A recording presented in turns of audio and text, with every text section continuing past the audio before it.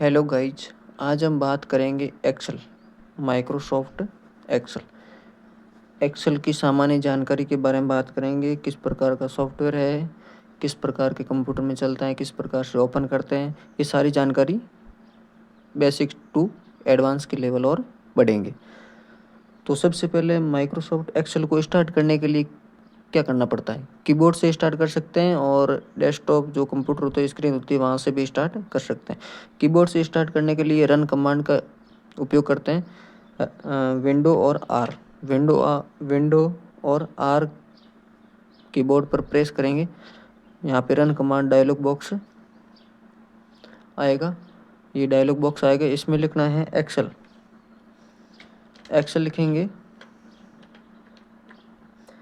Excel लिखेंगे और enter करेंगे तो हमारा माइक्रोसॉफ्ट एक्सेल है जो ये ओपन हो जाएगा। ये ओपन हो गया तो ये वेलकम स्क्रीन आती है। गुड आफ्टरनून, यहाँ पे वेलकम स्क्रीन आती है जो ये माइक्रोसॉफ्ट एक्सेल की ये जो स्क्रीन होती है माइक्रोसॉफ्ट एक्सेल की। हमारी रिसेंटली फाइलें ओपन कर रखी होगी, पहले से काम कर रखा है तो यहाँ पे रिसेंटली फाइलें में आएगी। और फेवरेट में जहाँ पे हमने पिन कर रखी है या फिर स्टार लगा रखा है तो वो ऊपर की ओर दिखाई देगी। यहाँ पे Excel welcome to Excel formula tutorial होता है। इसमें पावर क्यूरी ट्यूटोरियल है, पाइवोट टेबल ट्यूटोरियल है। इस प्रकार से मतलब अलग अलग टेबलें पहले ऑलरेडी बनी हुई है। मतलब ये वेलकम स्क्रीन जो माइक्रोसॉफ्ट एक्सेल होता है उसी के थ्रू जो एप्लीकेशन सॉफ्टवेयर होता है, सॉफ्टवेयर के अकॉर्डिंग ही इसमें जो फाइल्स है जो पहले से ऑलरेडी बनी होती है। जहाँ पे एक्सेल लिखा हुआ है और मिनिमाइज मैक्सिमाइज बटन होते हैं और एक्सेल और ये वेलकम स्क्रीन होती है। इसमें ये एरो की होती है, मतलब ये वेलकम स्क्रीन में ये जो बने बनाए टेम्पलेट होते हैं, ये टेम्पलेट्स नहीं दिखाने हैं तो वो न्यू से डाउन एरो है उसके ऊपर क्लिक कर देंगे तो ये बंद हो जाएगा। यहाँ पे लेफ़्ट साइड में home, new, open, account option, इस प्रकार की सेटिंगें हैं। हम चलते हैं इसमें ब्लैंक वर्कबुक में जाने के बाद में हमारे सामने ये इस प्रकार का ये सॉफ्टवेयर खुलता है। जो ये एप्लीकेशन सॉफ्टवेयर है इसमें सबसे ऊपर होती है ये क्विक एक्सेस टूल बार होता है, जिसमें जो हमने कोई भी टेक्स्ट लिख लिया है और अंडू किया है उसको रीडू करने के लिए जो बार बार यूज होने वाले फंक्शन किस टैब में, किस मेन्यू में शो होते हैं या किस में सेव होते हैं, वो यहाँ पे होता है क्विक एक्सेस टूल में। यहाँ पे ड्रॉप डाउन एरो में यहाँ से क्लिक करने के बाद में यहाँ पे कुछ अन्य ऑप्शन भी हम यहाँ पे रख सकते हैं, जैसे कि ईमेल का, सेव एज का, ओपन का, न्यू का, जो भी है हम इसमें न्यू ऐड भी कर सकते हैं और इसको अनचेक भी कर सकते हैं। जैसे कि ये रीडू को अनचेक करना, अंडू को अनचेक करना, इस प्रकार के से जो भी सेव एज है, सेव की फाइलें हैं, पीडीएफ वगैरह एक्सटेंशन इसमें सेव कर सकते हैं। ये होती है क्विक एक्सेस टूल बार। यहाँ पे किसी फंक्शन के ऊपर जो हम कर्सर लेके जाते हैं तो यहाँ पे जो ये लिस्ट शो होती है, ये जो माउस पॉइंटर के नीचे ये बोल्ड लिटिल कंट्रोल भी ये लिखा हुआ है, ये इसको कहा जाता है मिनी टूल बार कहा जाता है इसको, मिनी टूल बार इसको कहा जाता है। इसमें ऊपर की ओर ये सभी बनी हुई है, टैब बनी हुई है। ये फाइल का टैब है और insert, draw, page layout, formulas, data, review, view, advance level के होते हैं। उसमें भी पाइवोट टेबल वगैरह जो एक्टिव कर रखी होगी, मेरे तो इसमें एक्टिव नहीं कर रखी है। और उसमें जो एडवांस लेवल के जो डाटा एंटर करते हैं या डाटा का एनालाइजेशन करते हैं वो, तो उसमें जो एडवांस लेवल का जो भी टैब वगैरह होती है वो एक्टिव कर रखी होती है।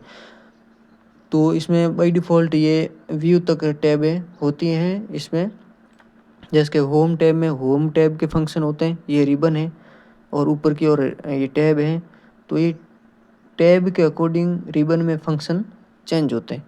टैब के अकॉर्डिंग रिबन में जो फंक्शन होते हैं वो टैब के अकॉर्डिंग चेंज होते हैं। जैसे कि होम में ये फंक्शन होते हैं। इंसर्ट में इस प्रकार के फंक्शन हैं, ड्रॉ में ड्रॉ के, और पेज के पेज लेआउट के, और फार्मूलाज के जो फंक्शन होते हैं वो उसमें दिखाई देंगे। डाटा के, रिव्यू के, व्यू के, इस प्रकार के फंक्शन है।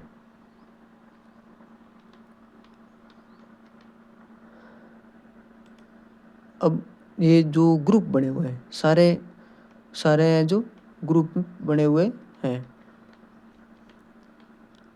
जैसे कि देखो ये clipboard, font, alignment, number, styles, cell, editing, add and extra, जो ये ग्रुप बने हुए होते हैं। इसमें इस प्रकार के ग्रुप, और ग्रुपों में जो कट, कॉपी, पेस्ट, ये क्लिपबोर्ड का ग्रुप है। और फॉन्ट चेंज करना, फॉन्ट की साइज बड़ी छोटी करना, कलर देना, हाईलाइट करना, किसी टेक्स्ट के ऊपर बॉर्डर देना, अंडरलाइन करना, इटैलिक करना, बोल्ड करना, ये सब है जो फॉन्ट ग्रुप के हैं। अलाइनमेंट मतलब सेंटर, राइट, लेफ्ट, किस प्रकार का अलाइनमेंट चाहिए हमारे को, वो अलाइनमेंट ग्रुप होता है। और नंबर सिस्टम में जैसे कि डेट है या फिर कुछ डाटा लिखा हुआ है, वो किस प्रकार के रखना है डाटा, उसको जैसे कि डेट में रखना है तो जैसे कि 29/9/25 रखना है, या 29 सितंबर 2025 रखना है, ऐसे रखना है, किस प्रकार की कंडीशन में रख सकते हैं। और स्टाइल्स ये ग्रुप होता है। सेल्स, एडिटिंग, एक्स्ट्रा, ये अनेक प्रकार के रिबन में, जो हर टैब के अकॉर्डिंग रिबन में चेंज होते हैं। रिबन में हर प्रकार के अलग अलग ग्रुप बने हुए हैं। ग्रुपों में अलग अलग फंक्शन होते हैं। फंक्शन के अकॉर्डिंग जो फॉर्मेटिंग होती है वो एक्सेल में होती है। उससे नीचे आता है, ये आता है जो नेम बॉक्स आता है, जिस सेल में किस प्रकार का डाटा है, कौन सी सेल में डाटा है। जैसे कि ये इसमें डाटा है, जैसे कि 1 2 3 डाटा है, और अब जो हम वर्तमान किस पोजीशन में या किस सेल में हैं वो नेम बॉक्स में दर्शाएगा। हम किस सेल में हैं वो नेम बॉक्स में दर्शाएगा, और किस नेम बॉक्स में किस प्रकार का डाटा है वो यहाँ पे दिखाएगा। जो फार्मूला बार होती है उसमें जो किस प्रकार का डाटा है वो दिखाएगा, या किसके अकॉर्डिंग जो फार्मूलाज लगे हुए हैं तो वो फार्मूला दिखाएगा। फार्मूला नहीं लगा है तो वो सिर्फ ओनली फॉर डाटा दिखाएगा। जैसे कि 1 2 3 में कोई फार्मूला नहीं लगा हुआ है तो यहाँ पे देख लो 1 2 3 ही बता रहा है। फार्मूला लगा होगा तो उसमें फार्मूला दिखाएगा। जैसे कि हम एक उदाहरण के तौर पर फार्मूला लगा कर देख लेते हैं। जैसे कि ये 25 + 25 और नीचे के अंडरलाइन में ये बराबर करके हम हम दोनों प्लस करेंगे और ये एंटर कर देंगे। ये 50 कैसे आए, तो 50 आने के तरीका है, 50 किस प्रकार से आए, 50 आए सम फार्मूलाज होता है वो जोड़ने के लिए होता है। तो इस 50 जोड़ने पर आए, 25 कौन से फार्मूला से जोड़ने पर आए, ये देख लो आप। D6, ये D6 का एड्रेस है, ये देख लो D6 का एड्रेस, D6 और D7 का एड्रेस, D6 और D7 का एड्रेस से हमने D6 और D7 का एड्रेस से जोड़कर 50 बने, वो 50 इसलिए आए। हम कौन सी पोजीशन में हैं, वो D8 में। जो D8 किसके लिए प्रदर्शित होता है, वो नेम बॉक्स में होता है। हम वर्तमान में किस पोजीशन पर रहें वो इसमें नेम बॉक्स में दर्शाया जाएगा। अब रेंज क्या होती है, रेंज जैसे कि ये सिलेक्टेड एरिया होता है, इसको रेंज कहा जाता है। सिलेक्टेड एरिया होता है जैसे कि ये 2 कॉलम हो गए या जो भी है, एक कॉलम या रो, सिलेक्टेड एरिया होता है उसको रेंज कहा जाता है। और ये वर्टिकल ये लाइनें बनी होती हैं उनको कॉलम कहा जाता है, और ये जो हॉरिजॉन्टल होती हैं इनको कहा जाता है, इनको रो कहा जाता है। जो खड़ी होती हैं ये लाइनें, ये कॉलम होती हैं।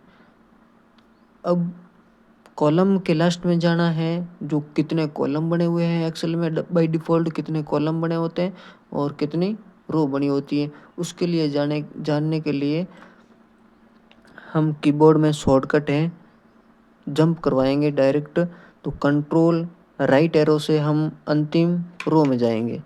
तो अंतिम रो का एड्रेस होता है XFD, जहाँ आप देख सकते हो कि हम कहाँ पे है।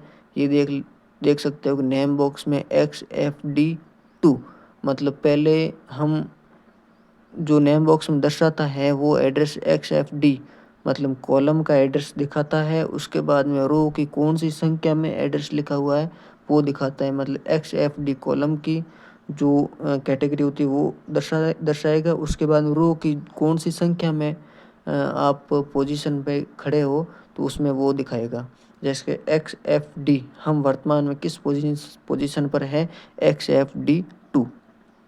हम अंतिम कॉलम में जाने के लिए कंट्रोल डाउन एरो से हम अंतिम कॉलम में जा सकते हैं। अंतिम कॉलम में तो जो कॉलमों की संख्या 10,48,576 है, और जो रो की होती है, ये रो की है 10,48,576 और कॉलम होते हैं वो 16,384 होते हैं। 16,384 जो कॉलम होते हैं, और रोज होती है ये इस प्रकार की रो जो हॉरिजॉन्टल होती है वो 10,48,576 होती है।